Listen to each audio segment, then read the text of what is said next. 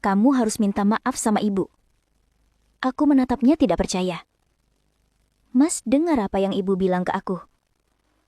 Apapun yang ibu bilang, dia tetap orang tua. Aku tertawa getir.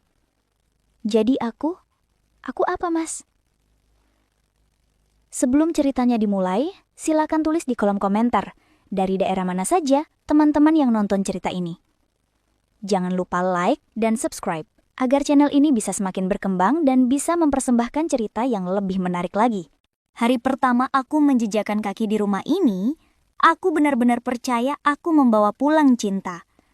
Aku pikir senyuman dan restu akan menyambutku, seperti adegan pernikahan dalam film yang manis itu.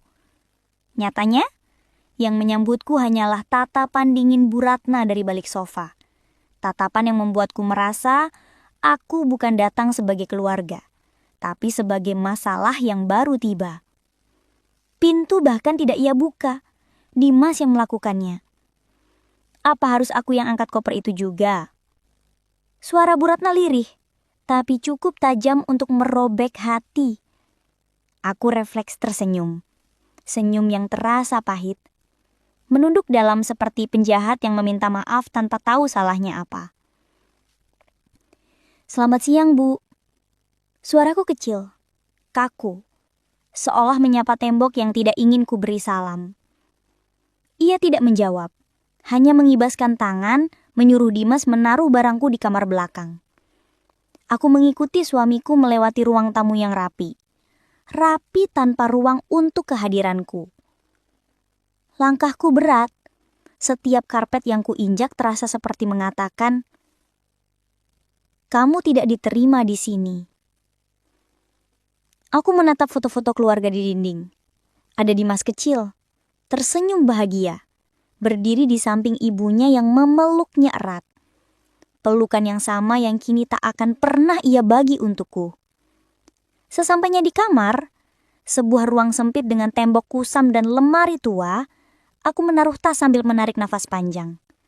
Dalam hati aku meyakinkan diri. Mungkin ia hanya butuh waktu. Aku akan berusaha. Aku akan membuatnya suka padaku. Tapi bisikan itu hanya bertahan sesaat, karena suara Bu Ratna kembali terdengar dari luar. Dimas, kamu yakin sama pilihanmu? Lihat dia, tidak pantas masuk rumah ini. Lututku melemas, tenggorokanku tercekat. Aku menutup pintu pelan, bukan untuk meredam suara ibunya, tapi untuk menahan hatiku agar tidak jatuh berantakan tepat di lantai yang baru kujejak. Dan dari situ aku sadar, aku tidak disambut masuk ke keluarga baru. Aku baru saja melangkah memasuki medan perang yang tak pernah kuasa aku persiapkan. Hari-hari awal berjalan seperti ujian tanpa nilai kelulusan. Aku bangun lebih pagi dari ayam. Saat orang lain masih terjebak mimpi, aku sudah berada di dapur, memegang sapu, menyentuh air dingin, dan berharap setiap bunyi piring yang kutata bisa mengantar pada penerimaan. Aku pikir, jika aku cukup rajin, cukup sopan, cukup sabar, aku akan disayangi. Tapi setiap usahaku justru menjadi bahan untuk dilecehkan. Nasi terlalu lembek. Astaga, cara kamu potong bawang itu, aduh. Kamu yakin pernah diajar ibumu? Kadang ia tertawa, bukan karena lucu, tapi karena ia ingin aku merasa kecil. Tatapan Bu Ratna selalu memeriksa, menilai, menghakimi. Bahkan saat aku hanya berdiri, aku merasa seperti sudah melakukan kesalahan besar. Ia memerintahku dengan bahasa halus yang ujungnya tetap menghina. Kalau kamu nggak bisa masak, biar ibu yang bantu. Kamu lihat dan belajar ya. Kasian Dimas kalau makanannya seburuk ini. Aku hanya mampu menunduk. Lidahku keluh, bukan karena tidak ingin membalas, tapi karena aku tidak ingin memperburuk semuanya. Aku memandang Dimas, mencari secuil keberanian untuk ia kirim melalui tatapannya. Tapi ia hanya lewat, mencium kening ibunya, lalu duduk di sofa tanpa sepatah kata pun untukku. Saat itu aku sadar, suaraku tidak terdengar di rumah ini. Keberadaanku hanya sebagai bayangan yang bisa disuruh atau disalahkan. Aku menelan semua sakit itu sendirian, karena aku ingin Dimas bangga padaku, karena aku ingin diterima sebagai bagian dari keluarga ini. Tapi semakin keras aku berusaha menjadi baik, semakin jelas ia menunjukkan bahwa aku bukanlah pilihan yang ia senangi. Seolah-olah setiap keringatku hanya menjadi alasan baru untuk membenciku. Aku duduk di tepi ranjang, memainkan ujung selimut yang mulai kusam. Sudah berulang kali aku menahan sesak di dada ini, tapi malam itu aku mencoba bicara. Mas, ibu kayaknya gak suka aku. Dimas menatapku sebentar, lalu tersenyum kecil. Senyuman yang bukan menenangkan, tapi meremehkan rasa sakitku. Ah, kamu aja yang terlalu sensitif. Ibu cuma gitu orangnya. Aku mengerja pelan. Sensitif. Jadi hatiku yang salah, bukan perlakuan ibunya. Aku menatap matanya lama, berharap ada sedikit saja keberpihakan. Karena bukankah pernikahan berarti saling menjaga? Bukankah aku istrinya? Yang kutemukan hanyalah kekosongan. Diam yang terasa seperti, kamu harus melawan ini sendirian. Aku memberanikan diri lagi. Mas, aku capek kalau harus terus disalahkan. Jawaban yang kudapat hanya, kamu sabar ya, demi aku. Sabar, kata yang terdengar indah kalau diucapkan oleh orang yang ikut berjuang. Tapi ketika datang dari seseorang yang tidak merasakan sakitnya, itu hanya topeng untuk melarikan diri. Aku ingin berteriak. Kalau demi kamu, kapan kamu demi aku?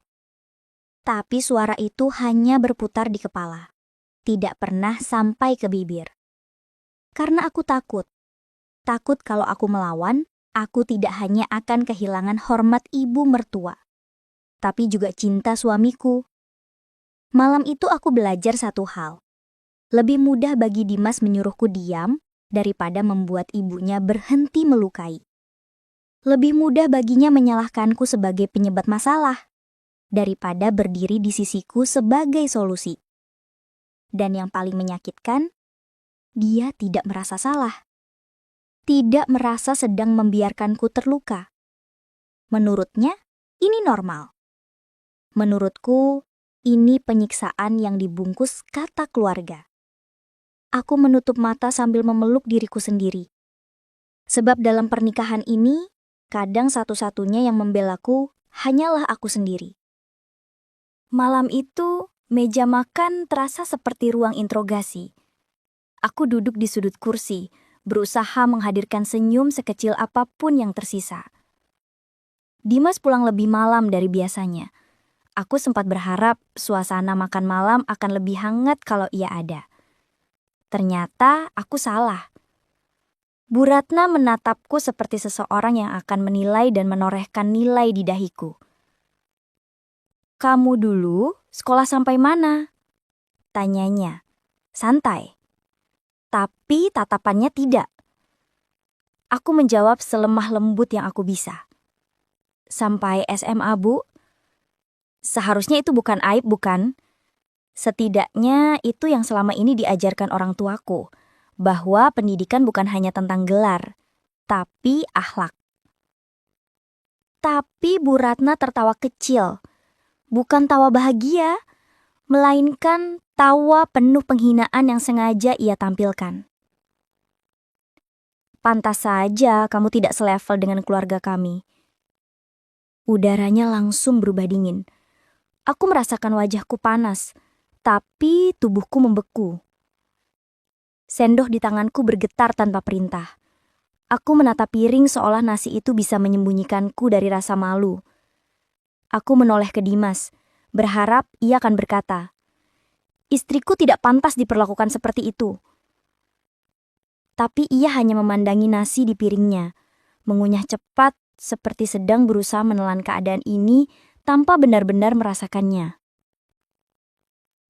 Dalam keheningan itu, Bu Ratna menambahkan, keluarga kami ini punya standar, bukan sembarang orang bisa cocok masuk ke sini. sembarang orang. Aku itukah? Aku menunduk dan menghela nafas perlahan. Jika aku membalas, aku akan dianggap kurang ajar. Jika aku diam, aku dianggap memang tidak berharga. Aku memilih diam, bukan karena aku kalah, tapi karena aku tidak ingin kehilangan diriku sendiri hanya demi menjawab orang yang tidak ingin mengerti. Aku memasukkan sesuap nasi ke mulut, dan untuk pertama kalinya dalam hidup, aku merasakan makanan berubah menjadi penghinaan. Rasanya pahit. Sangat pahit. Tapi aku tetap menelan. Seperti aku menelan luka-luka yang tidak pernah terlihat mata siapapun. Kamar kami hanya berukuran 2 kali 2 meter. Cahaya redup datang dari lampu kuning yang hampir padam. Panasnya menempel di kulit seperti rasa sesak yang tak bisa kulepaskan. Tidak ada jendela, tidak ada sirkulasi udara, tidak ada tempat bagi nafasku untuk mencari kebebasan. Namun di ruangan kecil itu, aku menumpahkan semua air mata yang kutahan sepanjang hari. Setiap malam selalu sama. Aku tidur dengan hati yang lebih lelah dari tubuhku. Dimas merebahkan diri begitu kepalanya menyentuh bantal. Nafasnya teratur, nyaman, terlindungi. Seolah dunia baik-baik saja. Aku memandang punggungnya dari belakang. Punggung yang dulu menjadi tempatku bersandar, kini terasa seperti tembok yang membalas semua sentuhanku dengan jarak. Aku ingin berkata, "Mas, peluk aku rapuh." Tapi lidahku tertahan oleh ketakutan. Takut ia menganggapku berlebihan. Takut ia memilih membela ibunya lagi. Takut ia berkata, "Kamu drama." Jadi, aku memilih diam. Karena kadang diam lebih aman daripada berkata jujur. Aku memeluk diriku sendiri, berpura-pura bahwa pelukan itu cukup untuk menghangatkan jiwaku. Dalam hening yang terasa seperti jurang antara kami, pikiran-pikiran mulai berteriak. "Pulang saja. Di rumah ibumu, kamu dicintai. Kamu tidak harus membuktikan apapun." Tapi kemudian suara lain berbisik. "Ini suamimu. Ini rumahmu. Atau setidaknya seharusnya begitu. Kamu berjuang untuk cinta yang kamu pilih sendiri." Aku terombang-ambing di antara 2 tempat yang sama-sama memanggilku. Rumah ibuku yang penuh pelukan dan rumah ini yang penuh luka.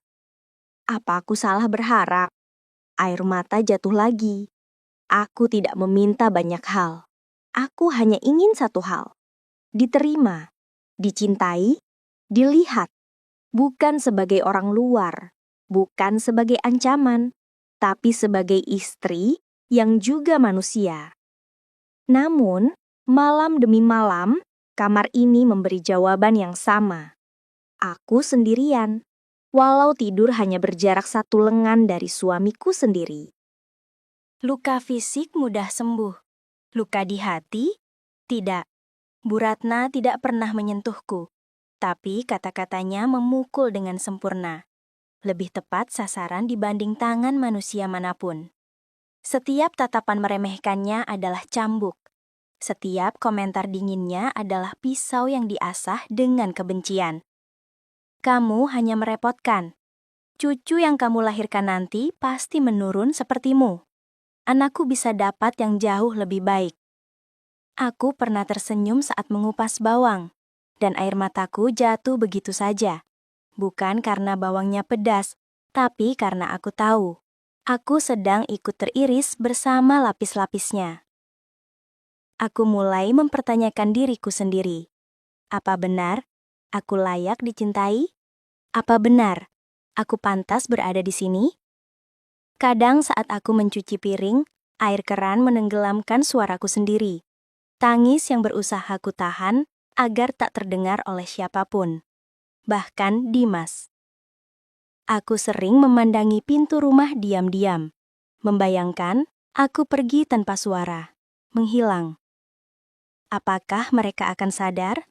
Atau justru akhirnya merasa lega? Aku benci pertanyaan itu.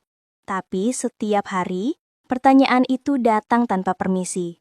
Duduk di sampingku, menggenggam tanganku erat dan berbisik. Tidak ada yang akan merindukanmu.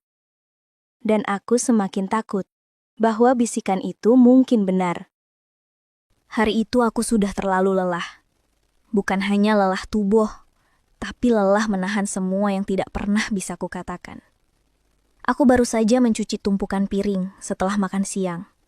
Tangan kiriku sedikit gemetar, karena detik itu aku hanya ingin berbaring sebentar saja. Tapi Bu Ratna berdiri di belakangku, seperti bayangan yang tidak mau pergi. Kenapa piring-piring ini kamu taruh di sini? Kepalamu dipakai tidak? Aku menarik napas panjang, mencoba sabar lagi. Namun sabar juga punya batas. Dan batas itu rupanya berdiri tepat di depanku hari ini. Aku menoleh. Suaraku bergetar. Bukan karena marah, tapi karena sudah terlalu lama diam. Sampai kapan ibu memperlakukan saya kayak pembantu? Piring di tanganku nyaris jatuh. Bu Ratna terbelalak seolah aku baru saja mengaku sebagai penjahat. Sunyi melingkupi seluruh rumah. Bahkan jam dinding terasa berhenti berdetak. Lalu ia berteriak, "Kurang ajar!" Langkah kaki berat terdengar dari arah tangga. Dimas muncul dengan wajah bingung. Aku melihatnya. Meminta pertolongan lewat pandangan mata. Memohon ia ada di pihakku. Hanya kali ini saja. Tapi yang kulihat, justru jari telunjuknya menunjuk tepat ke wajahku. "Kamu itu gimana sih? Itu ibu." Aku terpaku. Seolah ada benda tumpul yang menghantam dadaku. Keras. Dalam. Aku menatapnya lama. Mencari jejak suami yang dulu memintaku menikah dengannya. Yang berjanji akan menjagaku. Namun di matanya, aku hanyalah penyebab masalah. Ia tak bertanya apa yang sebenarnya terjadi. Ia tak menanyakan bagaimana aku bertahan selama ini. Yang terpenting baginya hanyalah aku sudah membuat ibunya marah. Dan untuk pertama kalinya, lantai dingin itu terasa lebih memelukku daripada manusia manapun di rumah ini. Untuk pertama kalinya, aku benar-benar menyadari posisiku. Aku sendirian di rumah ini. Sepenuhnya sendirian. Malam itu udara begitu berat. Seakan semua oksigen di kembar kecil kami dicuri oleh kemarahan yang belum selesai. Dimas duduk di tepi ranjang dengan wajah kaku dan suara yang tak lagi kukenal. "Kamu harus minta maaf sama ibu." Aku menoleh pelan, memastikan aku tidak salah dengar, tapi raut wajahnya menegaskan semuanya. Aku bukan lagi seseorang yang ingin ia lindungi. Aku hanyalah masalah yang harus ia jinakkan.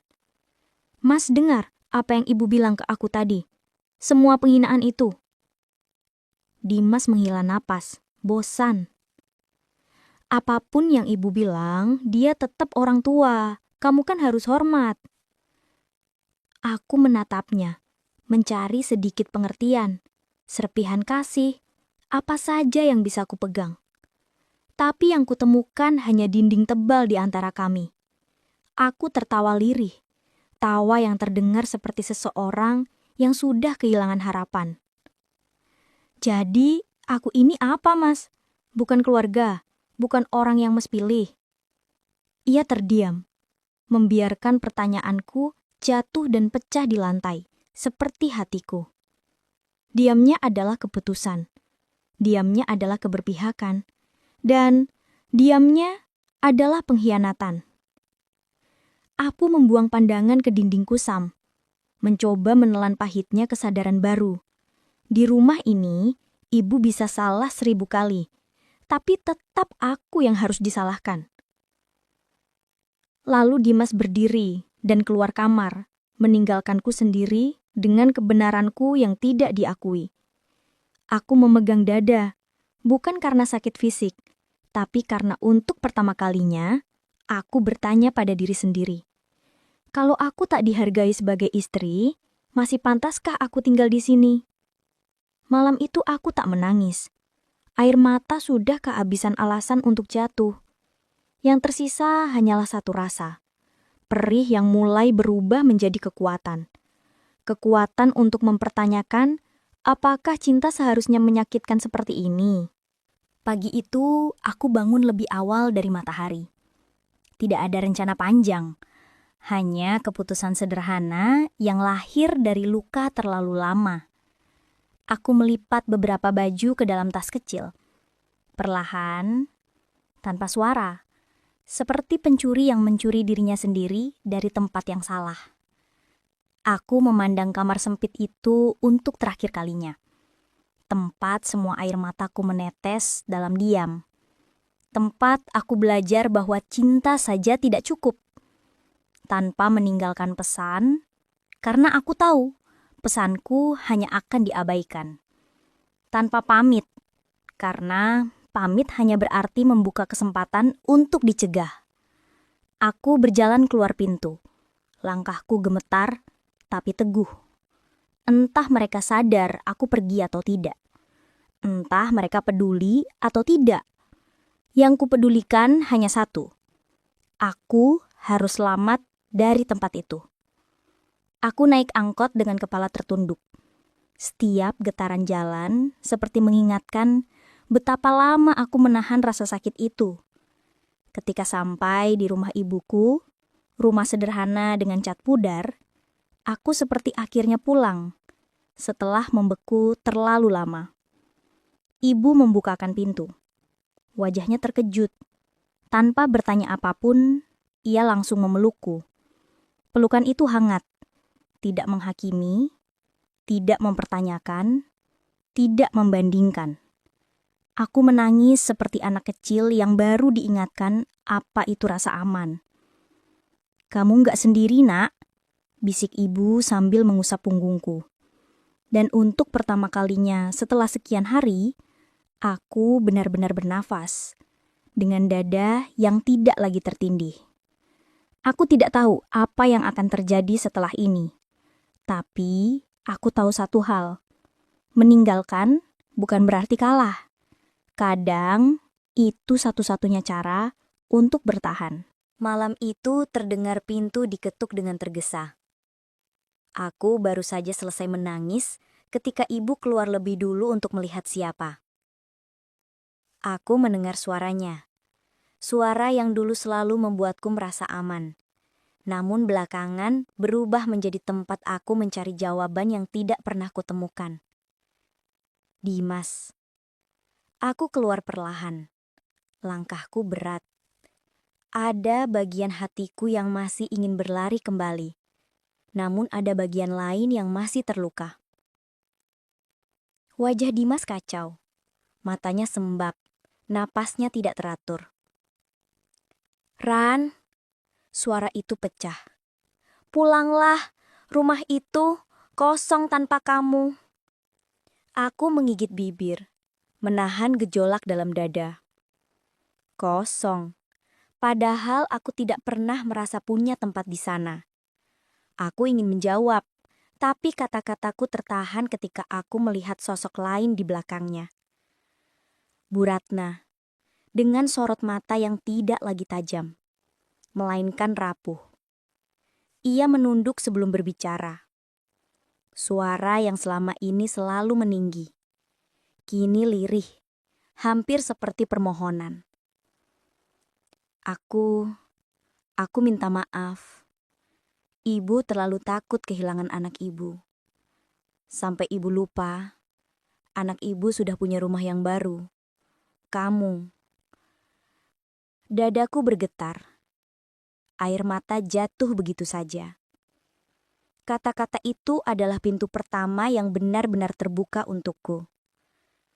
Aku menatap Dimas, menatap ibu mertuaku, menatap setiap luka yang masih membekas. Aku tahu ini tidak akan hilang dalam semalam.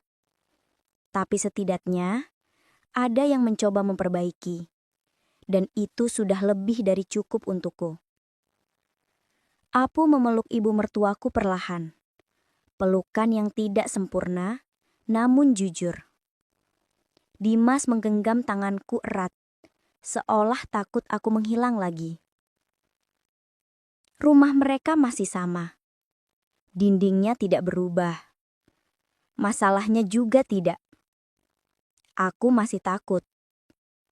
Aku masih menyiapkan hati untuk rasa sakit yang mungkin kembali datang.